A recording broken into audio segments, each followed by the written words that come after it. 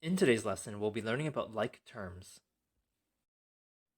In a previous lesson, we learned that a term can be a number, a variable or variables, or a combination of a number and variable or variables. A number could be something like 2. It can also be a negative number such as -3. It could be a fraction like 1 over 2, or it could be a decimal like 0.3. A variable or variables can be x, y to the power of 2, or something like x, y. A combination of a number and variable or variables can be something like 2x, maybe 3y to the power of 2, or something like 5x, y. Like terms must have the same variable or variables and exponents. The keyword here is and. I like to think of like terms like this. Like terms look alike. They must have something in common. In our first example, we have two terms, 4 and 5. Are these like terms?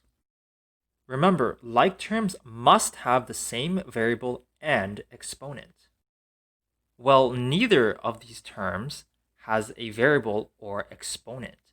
So go back to that saying I mentioned earlier. Like terms look alike. These terms look alike since they're both just numbers. Therefore, they are like terms. In our second example, we have two terms, 4x and 5. Are these like terms? Remember, like terms must have the same variable and exponent.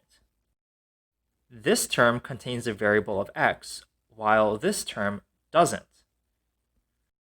Therefore, they are not like terms. Let's double check our work by going back to that saying. Like terms look alike. This contains the variable of x, while this term is just a number. Therefore, they don't look alike.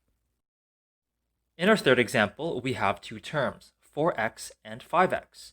Are these like terms? Remember, like terms must have the same variable and same exponent. This term contains the variable of x, while this term also contains the variable of x.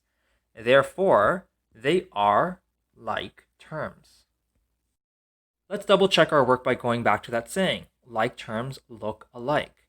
This term contains the variable of x, and this term contains the variable of x as well. Therefore, they do look alike.